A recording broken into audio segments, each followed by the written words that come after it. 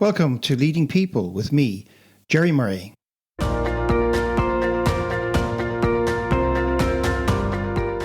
This episode of Leading People is brought to you by Wide Circle, helping you make better talent decisions. To learn more, visit widecircle.eu. That's WIDECIRCLE.eu.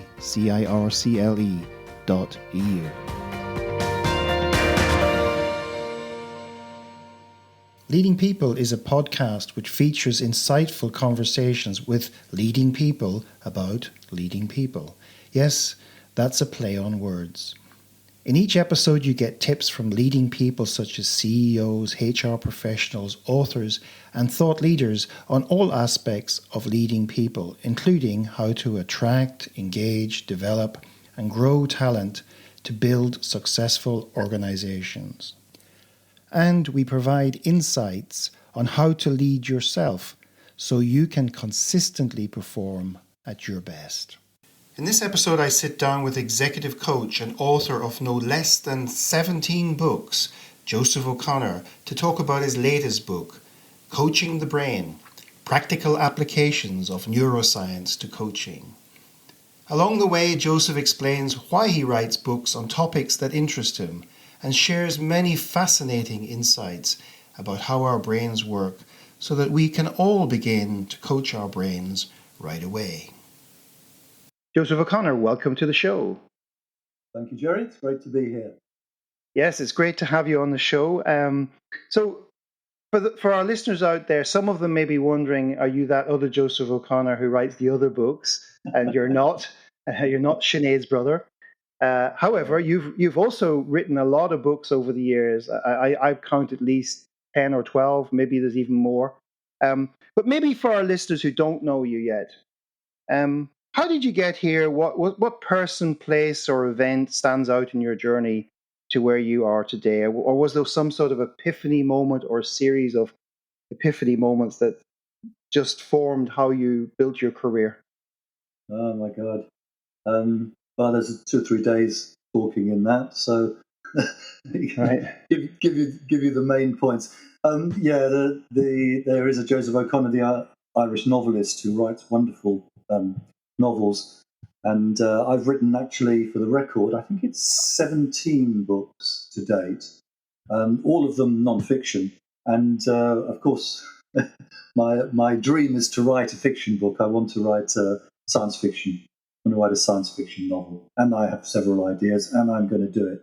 One of these days, if life would just stop happening somehow, and Yes. I know that it doesn't. I've got to make. In the end, you've got to make room for those things that are important to you. I remember reading way back about you when you decided to write. Was it your first book, Not Pulling Strings, and you sort of, it was this whole moment, I think you said, where you had to come to terms with, could I write a book? And then was it not like, well, why not? Was that not sort of, or just talk us through a little bit that starting point? Because 17 books is quite a record, eh? Yeah, it's quite a few. There's some good sentences in that lot. Well, my first kind of job, as it were, I was a musician, a classical guitarist. I used to teach classical guitar. I used to perform classical guitar. And seeing as I'm a baby boomer, I was also in a rock band in the 60s, as just about everybody was.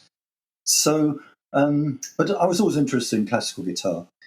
And I went to a wonderful kind of seminar by an American lady called Eloise Ristad, who wrote a book called A Soprano on Her Head. It was one of the first books that was published by Steve Andreas, who started publishing Bandler and Grinder at the beginning. They're Colorado publishers. I think it's called Real People Books. Anyway, she was great, and she'd written this book, and I went home from that, and I thought, I want to write a book about music and NLP. Well, actually, music and learning, because I didn't know a lot about NLP at that time. And then the internal voice came. I think it was this side, and it said, "You can't write a book." And then I go, "Well, how do you know? I've never actually tried. I've never done it. So how do you know?" Ooh. So then it was the reframe was, you can't write a book. Well, yes, of course I can write a book. And hopefully Right. the quality will be good enough that people other than my immediate family and friends will want to read it. So that's how it happened. And I wrote the book and I sent it to 39 publishers. And I got 39 very polite letters back saying, either, thank you very much, this looks very interesting, but it's a psychology book. And unfortunately, we're music publishers. And the other half of the was very interesting, but unfortunately, we're music publishers and this is a psychology book. So it fell neatly between two stools. So I published it myself. And that's how it happened. It's still in print, and it was a very good stepping stone then to the next book, which was done with a, as it were, proper publisher, because it showed that I could write and organise something and get something out there. Yeah. Well, I have to say, I've always enjoyed reading your books. I've always found them very precise, is the word I would say. I always used to say when I read your NLP workbook, there wasn't a redundant word in it. And that was what I used to say to my NLP students, read that because you could read it over and over and over again. You'll always find some new meaning in it. And of course, I also really like your use of metaphor in your writing and analogy because it also helps people to understand things better. But let's get from the NLP to the neuroscience, because there must be an interest. I think NLP, then coaching, was it? And then would those be like three big markers as you've evolved? And we'll get to the new book in a minute, which is also a fantastic book. So Yeah, let me just develop though, because music, writing, they are a way of organising your experience, and I've always written in order to learn and understand. So my idea is to take out the spade work from the subject so that other people don't have to do it. And so I then put it in as clear a way as I can, and I clarify it for myself, and hopefully that works for other people, and it has so far, so that's great. And writing is a discipline, just like music. It has its cadences, it has its rhythms, it has its skills. It's another form of communication with an extra meaning to it, as it were.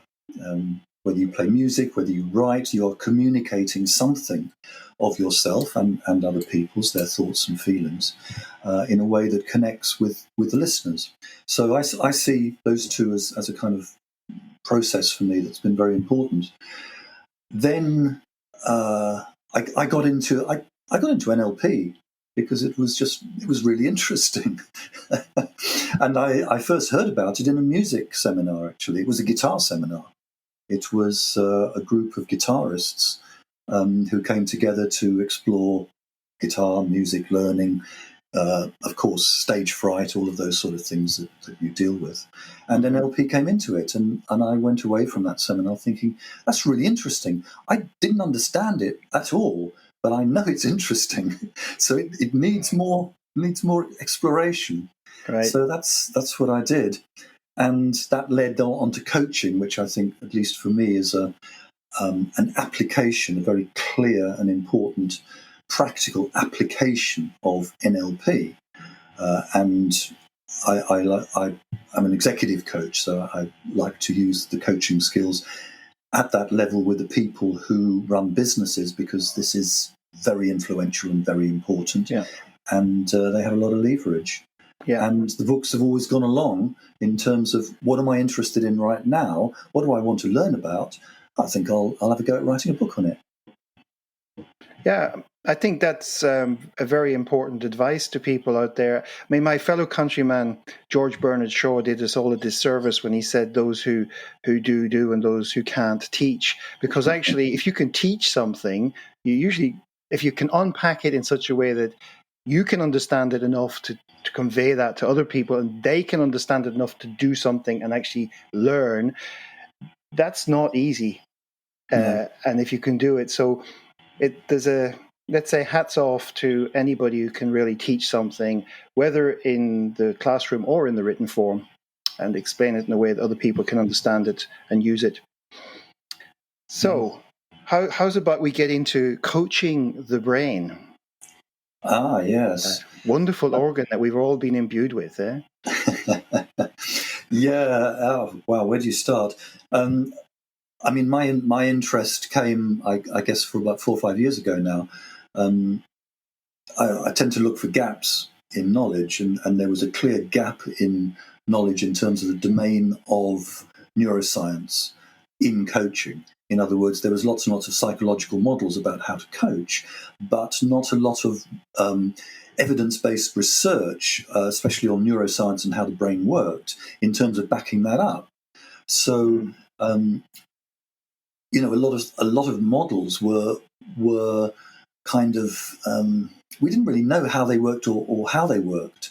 And neuroscience, of course, has developed so amazingly over the last 10 years. I mean, It's just exponential, the growth in knowledge that we have about the brain. Yeah. And this has been really important because it's opened up a lot of new vistas about how to coach and how the brain really works, as opposed to how we think it works or how we would like it to work. And this has been extremely useful in coaching. So I got interested. I went to New York, actually, and had a few brain scans to find out about how my own brain was working, which I think is important if you're not going to write about something unless you look at how it works for yourself. And then a lot of research, a lot of talking, and the book came out of it. And I enjoyed writing the book. I learned a lot from it. Yeah, and as you say, a gap. There are not very many books written about the application of neuroscience in this field.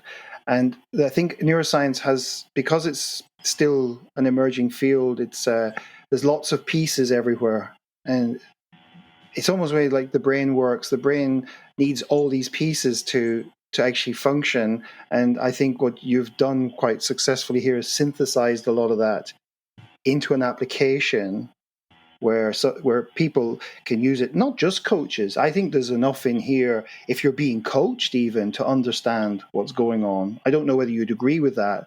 I mean, primarily, of course, I think coaches should read this book. And at the same time, if you're being coached, there's a lot of great stuff in there. Yeah, I think the more any one of us knows our brain and how it really works is going to be helpful for whatever you do. In NLP and coaching, the three pillars really are goals. What do you want, and how do you cognitively think that through and make plans. Emotions and values, what's important to you, what's the energy that drives you to do that, as opposed to anything else, because there are an infinite number of goals that you could set, but only 24 hours in the day to get them. So, of course, we have to prioritize. That's down to emotions, which fuel our values. And then there's what's called beliefs sometimes, but I don't like the word. I prefer something like mental models. In other words, it's the predictions based on our experience that we make and go into a situation expecting to happen. Yeah. We all have a mental model around gravity. We don't try and fly because our prediction is that we would fall down and hurt ourselves. Yeah. So that's a kind of obvious example, but in the same way, we have many, many predictions and expectations, and that's basically what the brain does. It's a prediction machine in order to help you to navigate this amazing world and amazing experience. And so we constantly have to update our predictions. Then the situation there becomes we all have an upbringing when we are young, when we have very little experience, when we have to take our situation, we don't have any comparison about our situation, and so we therefore form mental models based on our upbringing and the significant adults that are in our life. And some of these mental models may not work very well later on. Some of them may not. But they still will be there as predictions and therefore guides for our behavior. So part of coaching, certainly, is to see what mental models are present and to update them if necessary. And I'm sure you know the saying in coaching, which is the problem is not the problem. The problem is the way that the client is thinking about it. Yeah. And this there's a nice analogy. I think you even refer to it in the book about thinking of the brain like sets of apps. We have, and so some of the apps, when they come out first, they're great, and then maybe the whole operating system gets upgraded on the latest phone, etc. So the apps have to get updated if they're going to function. We could maybe compare that to maybe we take on a new role in an organization, and now the apps need to be at least looked at and reviewed as to whether they function. Would that be fair enough? Yeah, I think it's a reasonable analogy. We have this experience, our experience of our consciousness and subjective experience is seamless. It's just amazing how the brain puts it all together in a seamless, convincing world out there, when it's all happening in dark corridors with electrical and chemical signals going on. Yeah. So our experience is very unified, but the way that it's made up is incredible. It is a bit like apps that are semi-independent, but we never know this unless something goes wrong. Yeah, it's a bit like your iPad, and you tap Google Maps maybe, and then YouTube comes in because it wants to show you a video. Yeah. And then you go, no, we don't want YouTube. And then, Kindle opens because it's heard YouTube and it wants to show you the book about that. And you go, no, I want Google. Yes. All of these apps have a independent existence in your iPad. And as long as they go together, as it were, and are aligned in some kind of way, that works. But much of the time it doesn't. And in the book, I think my metaphor is like a business team. Yeah. So you have a CEO, you have a CFO, you have a data officer, you have human resources. And these are all functions of our brain, empathy, memory, some kind of cognitive and planning executive functions, which does not always get its own way, despite the fact of what we might like to think. And, the reward center, which will certainly trip you up if you give it half a chance. Yes. How many times, I'm going to definitely write this chapter of my book, but I think I'll just have a cup of coffee first and a piece of cake, and then I'll check my email and you get the dopamine hits, and then an hour later, I didn't do it. Yes. And actually, once people understand that, they can do something about it. I mean, it's if our triggers or our context send us off in a direction that is not useful for what we're trying to achieve, then if it's not, it takes a bit of time and practice, but we can decide to change what happens when we respond to those triggers or those contexts, can't we? So, but if we can't do it unless we're aware of it. Yeah, exactly. It's the awareness that's important. Otherwise, the habits take over. And this is really clear in neuroscience. There's neuroplasticity, the idea that the brain changes itself. So my metaphor here is the brain is a verb.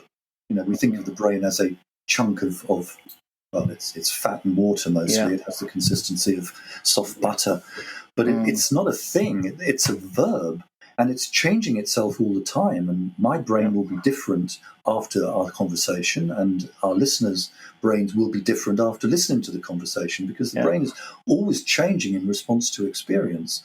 And with enough, when you have a repetition of experience, particularly if it's rewarding and particularly if it's emotionally charged, and you really pay attention, that's when you start to make new connections and reinforce the connections. And that's when you get the habits. Yeah. And habits are great as long as they're what you want.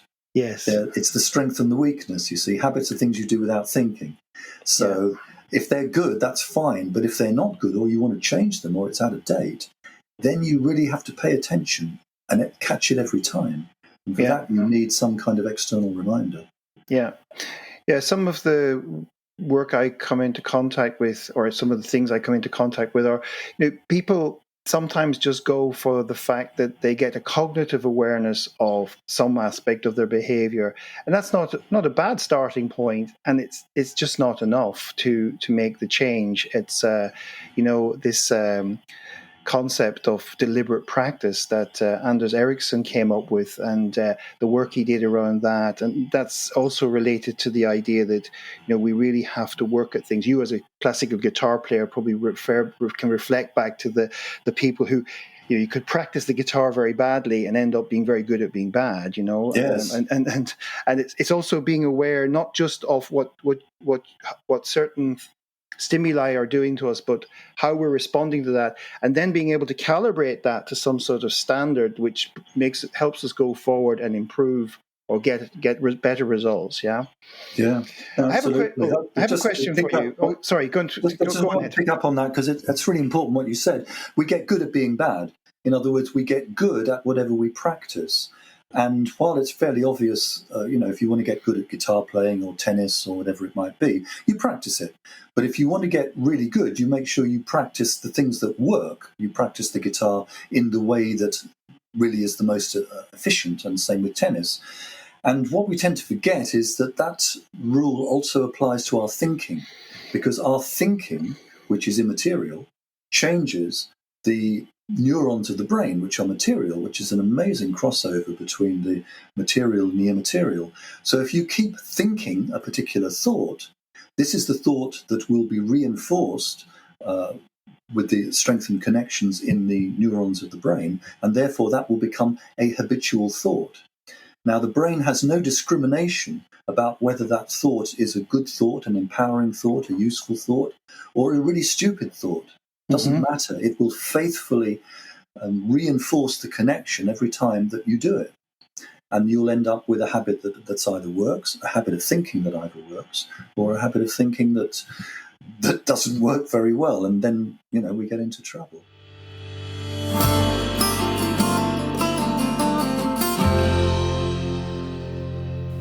In the next part of our conversation, Joseph elaborates on some of the fascinating things that he learned about the brain, and how reading his book can help you, whether you're a coach, currently being coached, or would like to work with a coach. So the question I was going to ask you then was, what surprised you when you dug deep? Because it's clear you dug deep, because I've read the book. What surprised you most when you went to get under the surface of the brain, particularly in the coaching context?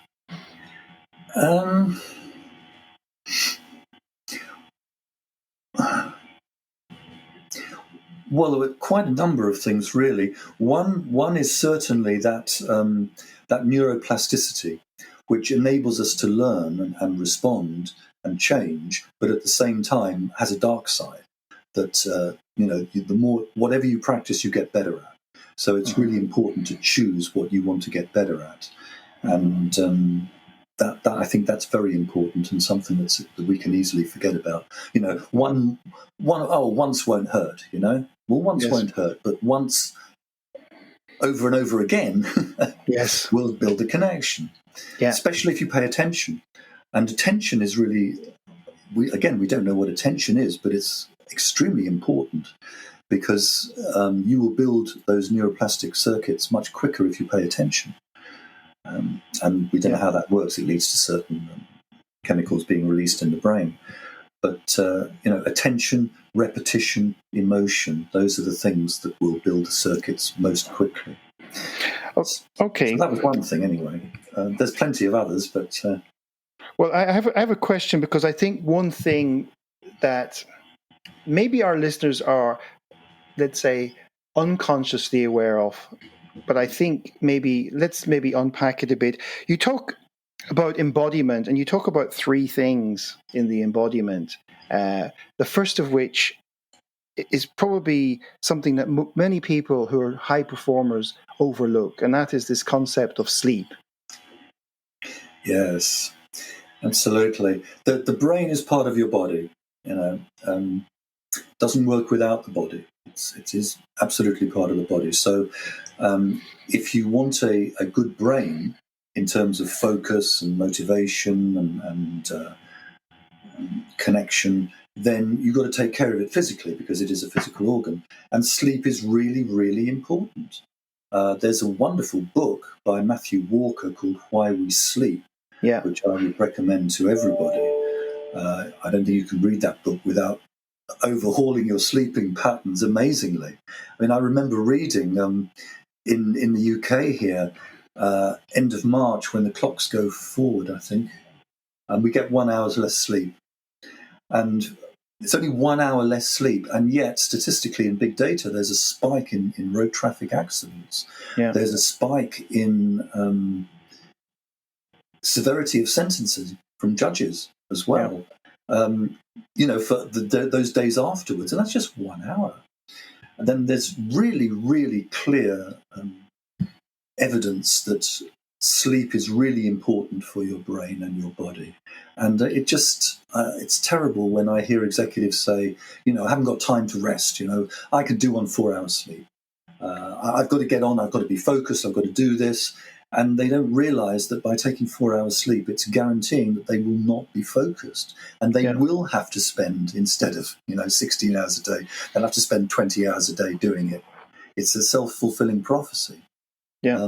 We need 7 hours sleep. It seems like, we are human beings. We have a body. We need 7 hours sleep. That's it. Yeah. And we also need breaks, because that's the other thing that I've noticed is, our when we have to apply our brains consciously, it's very, very energy consuming. And a lot of people think they just need to keep going. And yet the most useful thing they could do is to actually take a break and allow the brain some downtime to upload the latest data, right? Is that not? Yeah, it's different from sleep. Of course, sleep is a massive reorganization of data. It's brilliant what happens in dreams and deep sleep. But yes, we have natural circadian rhythms in our body anyway. And after about 90 minutes, we flag. We can't help it. And that's when you do need to relax. That's when you need some kind of relaxation practice to break that. Otherwise, you're not going to be so effective going on. So, why should coaches buy your book and read it and use it? What are they going to get from it? Well, I hope they'll enjoy reading it. It's important, I think, that a book is easy to read, good to read. There are a lot of things in the book, I think, that will allow coaches to become more effective in terms of helping their clients better and therefore get better results. In terms of cognitively and the kind of tricks and traps that we fall into naturally, our brain is just built that way: confirmation bias, outcome bias, all of these sorts of biases that we have, which we need to be aware of. And while they may not be such a big deal in normal life, they can be extremely important if you are in the process of making an important decision about your profession or your where you live or who you marry or something like that. Yeah. So cognitively, we are influenced. We have some built-in glitches to our brain. There's no doubt about that. And we need to be aware of these so as not to fall into them. Secondly, we are unconsciously primed by our environment in many ways, which we just don't notice. We are anchored to certain data. Our brain cannot not form patterns. It cannot not look for patterns. The brain is a pattern-making organ, as it were. So we try to make things fit together. So then there's plenty of examples of that. You can, that anchoring is like if you give people, for example, some facts, I don't know, large numbers, get them to do calculations with large numbers so that their brain's thinking in terms of large numbers. You get another group to do a calculation in terms of small numbers. And then you ask them some kind of question like, how old was Gandhi when he died? Was he 60 or was he 30? And the people who have been used to dealing with the big numbers will tend to do 60, and the people who are dealing with the small numbers will tend to do 30, because that's what the brain's been used to, and it's saying to itself, as it were, hey, I've just been looking at these big numbers. There's got to be a link here, Yeah. So it'll be a bigger number. And this applies to all sorts of things. Classical, I'll give you a couple of research projects on that. One was with a group of judges. They had to decide how many months of custodial sentence to give to someone, I think, who had been shoplifting or stealing or something. And they were asked to flip a dice, 2 dice, actually. And what they didn't know was that the dice was rigged. And it either came down as I think it was either as a 3 or a 9, something like that. Mm-hmm. And then they were asked to decide on what sentence they would give. And quite remarkably, the ones that had flipped the 9 had significantly greater average sentence in months than the ones who flipped the 3. And of course, we're not saying that they were biased in any way consciously. It's just that that's what happens to the brain. Yeah. The other one is the so-called Florida effect, where you had a group of students who were asked to take a kind of word association test, random word association test. Mm-hmm. So there are 2 groups. One control group walked down the hall, sat down, random word association test, just had to write down what word they associated with, about 100 words. Walked back up the hall, collected their $15. And then another group. But the second group, the words weren't random. They had a significant number of words that were to do with aging and weakness.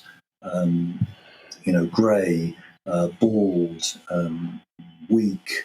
And Florida in the United States is famous for where people go to retire. So This is called the Florida effect. And then they walked back up the hall, and they found a significant difference in the energy and pace of how they walked back after that random test. They didn't know anything about this, and yet dealing with a number of words suggesting weakness and age actually had an effect on their body. It's quite remarkable. Yes, some fascinating. So, we are affected by this, and I think that's important, very important for coaches to know. Just let me complete the thought, which is now emotions. And we talk a lot about emotional intelligence, but I don't understand how we can really be emotionally intelligent if we don't understand how emotions work, in the brain. It's not just about, dealing with the effects. It's about what happens, how aware are we of our emotions, and then how do we deal with them once we're aware of them? How aware are we of other people's emotions? How do we deal with that? And these are really important factors. And knowing how emotions manifest in the brain is going to be very important in that. And, of course, over the last year or so, stress. How do we get stressed? How do we get anxious? How does the brain produce that? What are the effects? And how can we deal with that on a physical level? Because stress is physical. It affects our body. It affects our digestion. It affects our immune system. All sorts of things. So lots of practical applications in the book. And I did, coaching the brain. Practical applications of neuroscience to coaching is the byline. Yeah. And of course, just taking that last point about emotions, one of the challenges a coach has is that clients can bring them a lot of baggage, and you have to be careful if the client is in a hole that you don't jump into the hole with them. We used to have this analogy: throw them a ladder. Obviously understand what their hole feels like, etc. But when you're in the hole with them, the two of you are now stuck. And I think I remember many years ago attending a seminar with Steve Gilligan where he talked about you have to go in and out of the client's emotional state all the time. You must never get caught in it. So that you, and once again, I think when I listen to you talk about this is not just for understanding your clients. It's also for, if you're a coach, to understand your own presence, how you're actually performing yourself. Would that not be true? Oh, absolutely. For me, anyway, It's you got to start with yourself. It's the old metaphor about put on your own oxygen mask first before you help other people. I used to do a lot of flying. Haven't done any in the last year or so, but I always remembered that in the unlikely event of cabin pressure dropping, oxygen mask will drop. Put on your own mask before you help someone else. If you don't do that, you risk passing out and not helping either of you. So I think that's extremely important. And another point from what you said of this kind of going into the client's emotions and out again, we all have these mirror neurons, which I think everybody knows now, that we respond to other people. And because emotions are reflected in the face, sometimes fleetingly, called micro-expressions, we tend to mirror those as well. And we tend to, emotions are contagious. And sometimes we may feel emotionally in some way when we're talking with someone. And it's not ours. It belongs to the client. So I think it's important to be able to know what emotion is the client, what emotion is yours. And as a coach, to be able to understand the emotional states of your clients, certainly, but at the same time have the objectivity and the empathy, because if somebody is upset or anxious in some way, they don't just want someone lecturing them about how they should pull themselves together, or even if they don't say that, they don't want someone clearly from a kind of superiority place saying what they should or shouldn't do. So empathy, yes, you can understand that, and you can help them from that position. But you've got to have this dance, as you say, of in and out and understanding, but yet being separate enough to be able to help. Yeah, and empathy, just there's not just one type of empathy either, is there? If you're going to show empathy, maybe many people don't appreciate that there's more than one type of empathy, isn't there? Well, yes, I think so anyway. I think there's cognitive empathy. In other words, we can understand intellectually that other people are feeling in a certain way. And this is very cold. This is just cognitive. So it doesn't lead you to any feelings of your own or any reason to help. Then you have the emotional empathy, where you can feel with the other person as well. You not only understand what they're feeling, but you can feel it as well. Mm-hmm. And then compassionate empathy, where you understand, you feel, and you want to help. You're drawn in to help as well in some way. Yeah. So, yeah. And our brain naturally works with empathy. We have natural, as it were, empathy circuits. But again, these are... they're not the same with everybody. We all know people who have less empathy than others. We all know people who are very empathic. So you work with what you've got. Yeah. So getting into the last part of our conversation, are there a couple of examples from where you took the neuroscience into your own coaching practice? Can you share an example where it made a difference to what you were doing before as a coach? Because I think if I'm a coach out there now, I'm wondering, okay, so supposing I go off and I get into the neuroscience of it, will it make any difference to me? Could you maybe share something where, even just a small thing, where before you maybe did X, and then after you really had the understanding, you modified it, and now you do something slightly different because of that?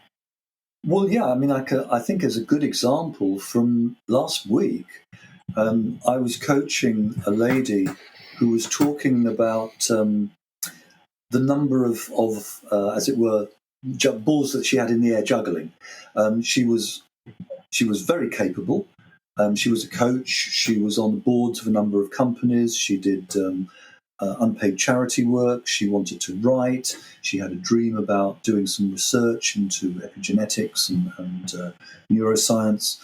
And she, as it were, she didn't know how to manage all these things. She wanted to do all of them, but it was very difficult for her to say no to something new that came up that went into her values. And she also felt very awkward about talking about it because, in the COVID time, for someone saying, "I've got too many things to do," I'm earning too much money. Help me stop some of this. Yes. Was really difficult to talk about. Yes. And from what we know of neuroscience, we know that decisions in terms of what you do, whether you say yes or no to something, are emotionally based. We make them emotionally, and then we cognitively reinforce them with all sorts of reasons. We can always rationalize. Reason is the press accessory. Reason is the spin doctor of the emotional center. So I probably in the past I might have talked about this or tried to get her to say no, or done some kind of values evaluation. But what I did is I said, what I'd like you to do the next time that you're presented with something, some new project, you get out a coin and you decide in advance, heads, you're going to take it, and tails, you're not going to take it. And then you flip the coin. And then the moment the coin falls, you notice immediately your emotional reaction to whatever turns up. Of course, you're not going to be guided by whatever turns up. You're not going to do it. This isn't a dice man intervention. But by tricking your brain, as it were, yes. Because we can't control the emotion, you see, it comes too quickly. Yeah. We cannot cognitively control our emotional responses. We can do something with the energy once it comes, but we can't stop it from coming. You can't stop yourself being afraid or anxious or angry. You can just be aware in that next half a second and then channel it constructively or not. So you've tricked the brain into an emotional response, and then you notice that. And that will give you a pretty good indication as to whether that is good to do or not from your emotional and values point of view, which your cognition so often just drowns out with talk. Yeah. And she liked that, and she took that away as a very important takeaway for her.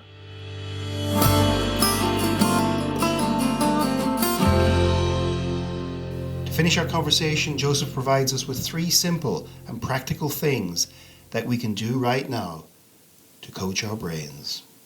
So, if you could leave our audience with 2 or 3 tips, things that they could begin to explore after listening to this conversation, what would they be?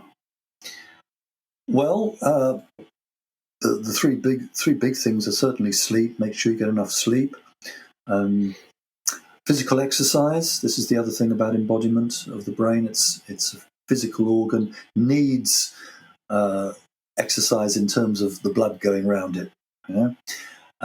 There's stacks of good neuroscience research on both of those things being good for your thinking powers and focus.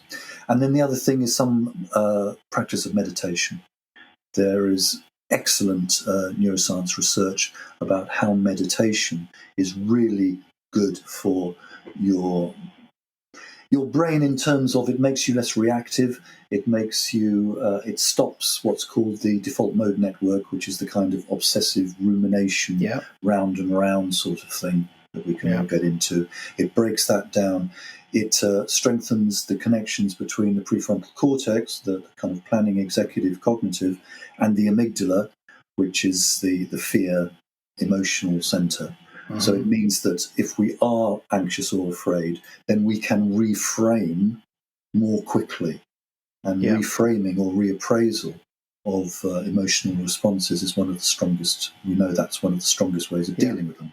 We also know that the worst possible way of dealing with them is to try and repress them and deny them. Yeah.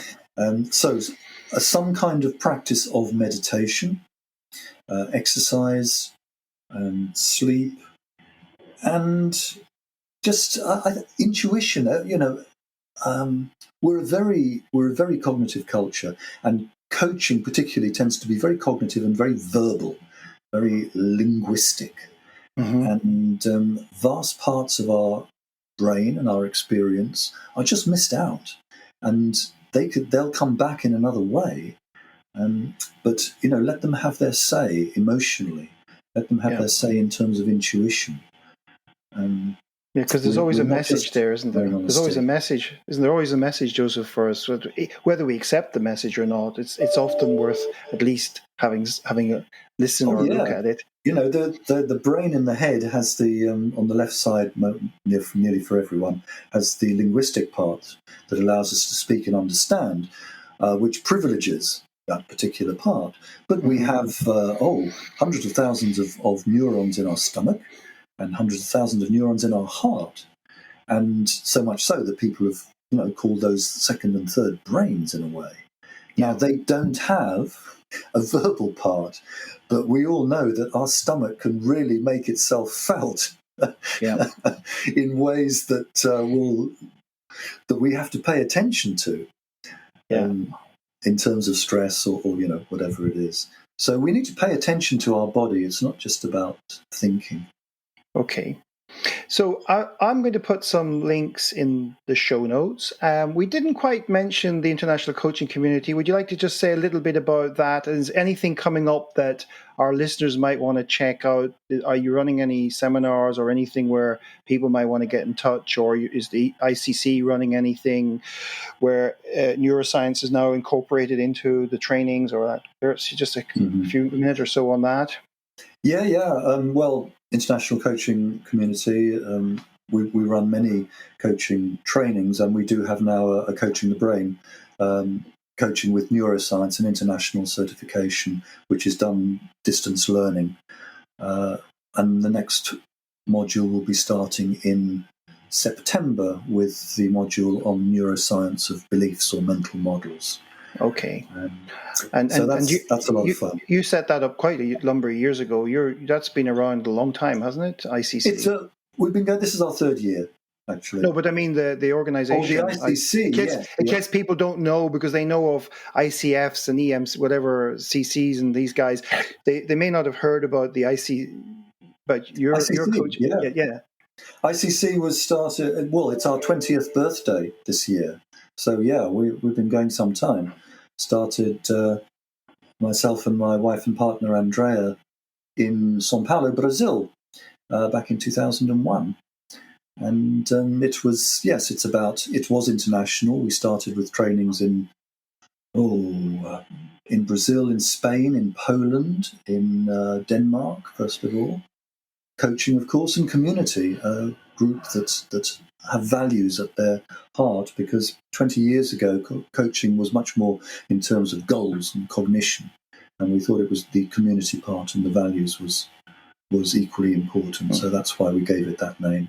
So, we've been running 20 years now with 15,000 coaches in, I think, about 65 countries now. Right. So, And I'm sure you'll welcome anybody else out there from a coaching community who wants to get in touch about. Absolutely. Great. Absolutely. Was there anything I should have asked you, Joseph, that I didn't ask you yet?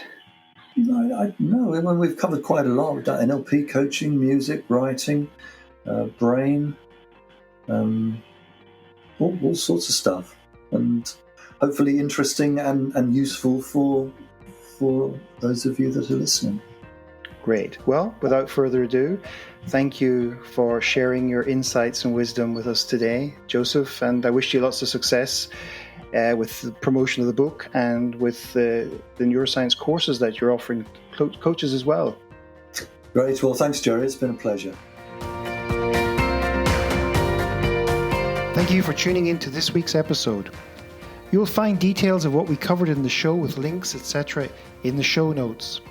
Please share your key takeaways from today's guest and let your friends and colleagues know about the podcast. Oh, and if there's a particular author or leading thinker you'd like me to interview, just get in touch and I'll do my best to get them on the show. This episode was brought to you by Wide Circle, helping you make better talent decisions. To learn more, visit widecircle.eu. That's WIDECIRCLE.eu. Until next time.